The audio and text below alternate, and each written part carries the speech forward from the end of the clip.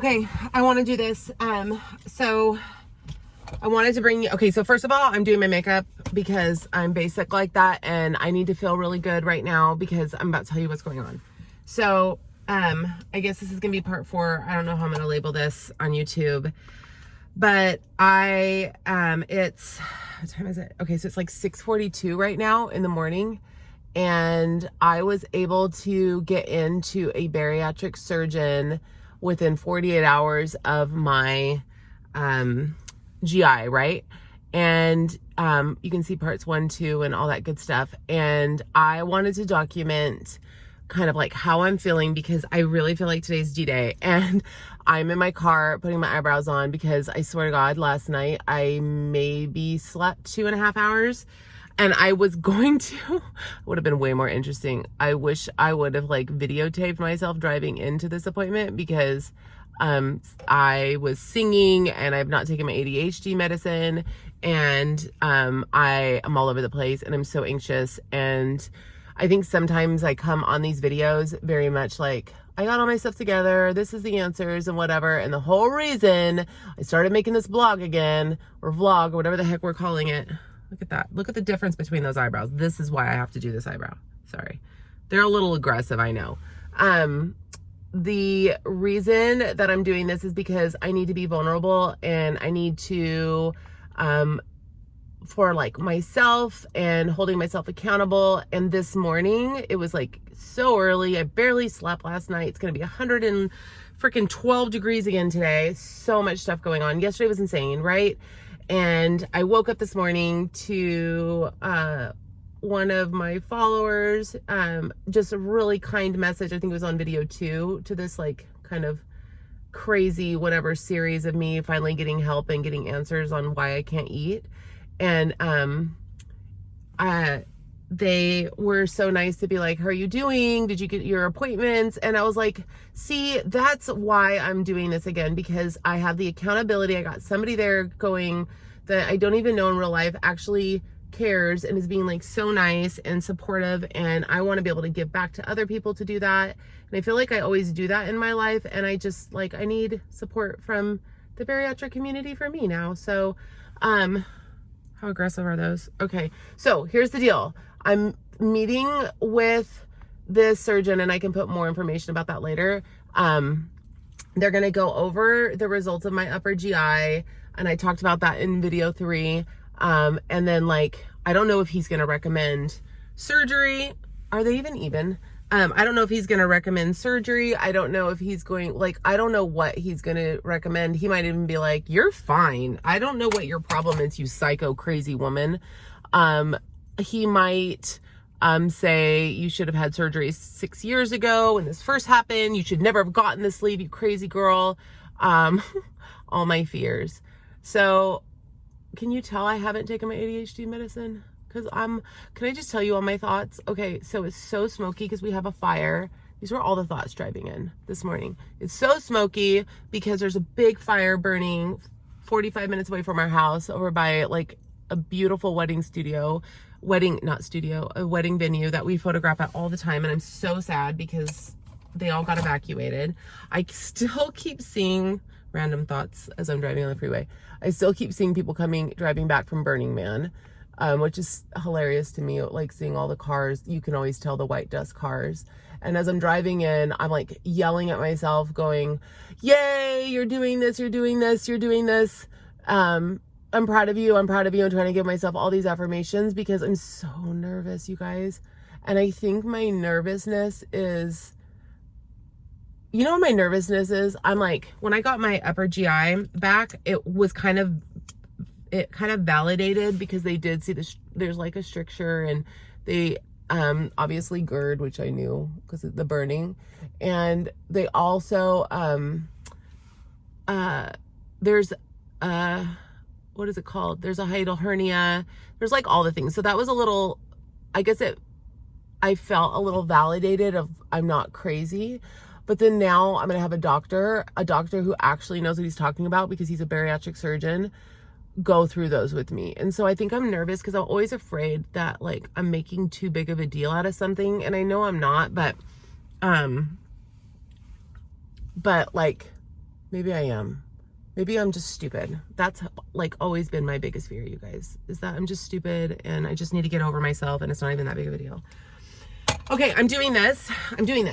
I want to take you guys with me to hear the surgeon, but I don't think that that's like a really cool way to introduce myself and be like, hi, thanks for getting me in. Can I put you on my YouTube channel? So I'm not going to do that. And I'm not even going to put a lipstick on because I have to wear a mask because I'm going into a hospital. So wish me luck. I will totally tell you guys exactly what's going on and what's going through my head as soon as I'm done. Okay, bye. Okay, so I'm all checked in. I had diarrhea of the mouth. I was talking too much because I'm so nervous. And now I'm just waiting for the doctor. So here we go.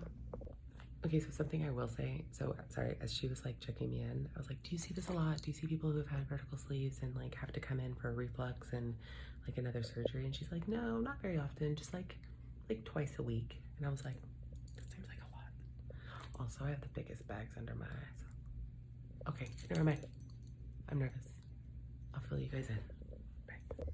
Okay, I just got out of my appointment and I haven't called anybody, so you guys are getting everything as it's in my brain right now.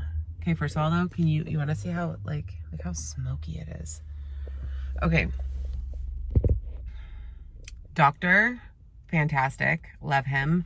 And before I left, he was like, I am now your belly doctor. I love that he said that. He goes, I'm your belly doctor now. So any problems you have in regards to your belly, I am your doctor now. Don't go to your primary care physician. So that like made me feel really good. Like I felt like he took ownership of me as a patient. That made me feel really good. He went through, it's just so weird. Sorry, because I am 11 years post-op to like feel like I'm starting all over again. Anyway, he went through kind of like, what are your issues? And it was interesting. I don't think he realized how little I was eating because he goes, well, you know, I'd like to see you sooner because fast forward, I am all over the place. So I apologize. There's so many thoughts that are going through my head, but you're getting me raw today. So, you guys always get me like this. So I don't know why it's not any different. Okay. What did he say? Fast forward. I'm going to see him again in 2 weeks. I need to have 2 more tests. One is an endoscopy and one is I forgot. It's another test, but basically they go in and they check your esophageal mobility. So an endoscopy is where they go in there and they take a look and they want to take a look at the hiatal hernia. They want to take a look at all the stuff. And because my upper GI, if you didn't see video 3, I'll just let you know. So the upper GI found a hiatal hernia. There's like a little form of a little stricture and obviously reflux. And they recommended an endoscopy. I made this appointment 48 hours later. I'm now in this doctor. The doctor says, yeah, we'll do the endoscopy. I'm glad that you saw me first. And then I need you to get this other big test where they go in through your nose and down your esophagus and they check the dysmobility. And the reason he said the reason we need to do that is because I'm throwing up food so much. He said that's different than just reflux. And he gave me the statistics from somebody who's had a vertical sleeve. He said, as of 2020, the newest data is showing 40% of vertical sleeve patients will have GERD. And out of those 40%, there's a significant amount that need to have some kind of a repair. And he said out of like all the patients, I guess 10% do have to have essentially the big surgery, which is the vertical sleeve to a Roux-en-Y. And he goes, but that's a big jump because we're, you know, maybe you won't need to do that. He goes, but he told me like different ways to repair the reflux. I guess there's like, you can use your own fatty tissues or whatever to make a new esophageal, like a lower esophageal sphincter to make that tighter. And there's also a thing with like, it's like a band made out of magnets. And he was pretty clear of saying that those are both not great ideas. He's like, I don't like putting magnets in people's bodies. He's like, anytime we put bands in the body, we've had issues. So we're just he's like, I don't like doing that. You can find another doctor if that's what you want to do, but those are the options. He's like, but I don't do that, which I don't blame him. I don't want magnets in my body. And he said, either way, it's not just the GERD that's the problem. There's obviously other stuff going on. So that's why he ordered these other tests and all the things. And what I was kind of like, when I was hemming and hawing and talking towards the end of the appointment, he said, he was explaining like this test that they have to go through the nose and down through the throat. And forgive me for not remembering it. It's something I had never heard of before. To test the mobility of the esophagus. And he's like talking about, yeah, I want to see you in about 2 months. And he goes, if it gets worse before then I probably should see you sooner. And like was talking all this. And I said, you realize like yesterday, the only food I got down was like half a taco and a few tablespoons of some soup. And he was like, yeah, you need to eat more than that. And I was like, I can't. It doesn't, like, I throw it up. So we went through, I think that's when he kind of looked at me and was like, okay, I think we might be beyond that. I don't think he knew how bad my intake is. But, you know, like, I'm not super skinny either. And it's so funny because he was congratulating me on, like, what a great job I've done to keep all my weight down. He's like, this is exactly what we want to see. You're, like, the exact kind of patient. And then I'm thinking in my mind going, I mean, yeah, I kept my weight off, but like real talk, in January, I was 209. So I wouldn't congratulate me too much because part of my weight loss is because of this issue. So, excuse me. So what we decided was I'll be seeing him in 2 weeks. I'm waiting for those 2 imaging,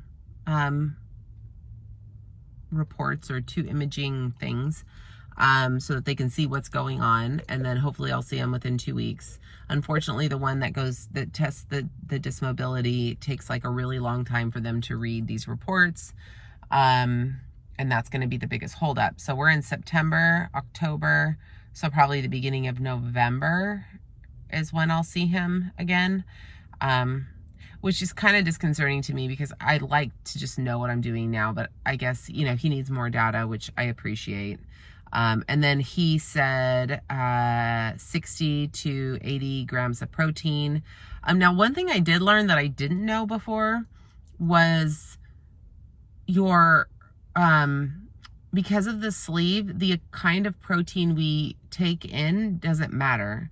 He's like, yeah, just any kind of complete protein. He's like, ensure whatever. It doesn't have to be just whey protein. And for whatever reason, my other bariatric doctor really made me believe that it has to be a certain kind of protein. And now I'm thinking back, like, he was selling that protein in his office. Anyway, that didn't leave a really great taste in my mouth. And then he recommended some gummies to take, not like gummies, some bariatric gummies. So I took a screenshot of that in his office. So I'm going to order those. And I can drop a link in the description so you guys can see what those gummies are in case you're interested too. So I'll find them online and then I'll include those. But he says they're kind of the gold standard for, and I say gummies, they have like a pill form too. I just, because I'm having issues with stuff going down, it's just better for me to take a gummy. And then I learned something else. Apparently 1 glass of wine after the vertical sleeve is the equivalent to 4 glasses of wine. Or 1 glass is, yeah, like 4, he said, to our liver. And I was like, And I had elevated cholesterol, and I've definitely been drinking more than I should. And that's not good for reflux. And I definitely drink a lot of coffee. So, no more drinking. It's out of my diet. We're done. No more alcohol. We're all done. I'm dry now. I've decided we're done. And then just because that's not good for reflux. And I didn't realize that that's how hard alcohol was on my body post-surgery. He said because the way it goes through the body, he says you shouldn't like hardly ever be drinking. And I'm like, definitely drinking more than I should be because yeah. And so that is done. And then the second thing is caffeine. And I know this because I'm a speech pathologist. but caffeine stimulates reflux, and I drink a lot of coffee. I'm more sad about getting rid of my coffee than I am about getting rid of my wine. They might be a little hand in hand, if I'm honest. Here's my deal, is because I can't eat food, liquids are like my only vice. You know, I talked a little bit about like, you can't change a habit, you just exchange a habit. And if I've done anything, I've exchanged a habit of like eating or candy or all that crap for wine and coffee. And both of those are leading to pretty horrendous reflux. And now it's not just the wine and the coffee. I have other issues going on, but I knew that. But like today was like a D-Day of like, okay, Chris, stop. You need to change your diet. So here's what I'm committing to. I'm going to find a new drink because I can't just give this up, right? I can't just not drink coffee. Like I have to exchange it for another habit. So I'm committing to finding a new drink that I enjoy, that brings me some kind of a joy, because I need something like that doesn't have caffeine and is not coffee. So some kind of a tea or something like that. And then bonus points if I can also put protein in it. So if you guys have suggestions, I'm needing that. I need a non-caffeinated drink, like a tea, like a hot tea or something like that I can also add protein. Or if you have like really good proteins that you like are no flavor that I can add to stuff. Okay, so that, I need your help with that. Okay guys, I know I was like finishing my last video. I'm gonna have to actually edit this video to put it together, but I got a drink. I got the pink drink, light ice. Now, oh, I am looking rough today, guys. I'm sorry. Just no sleep, so much stress. Okay, but pink drink, no caffeine. At least I don't think so. It's a no-no. It's a no-no if you're trying to lose weight. But since I'm pretty much just drinking and not really eating food, I figured it was okay.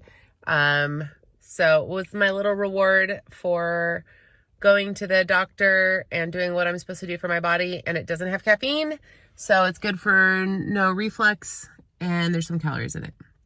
Yay. So here's the pink drink. Bye guys.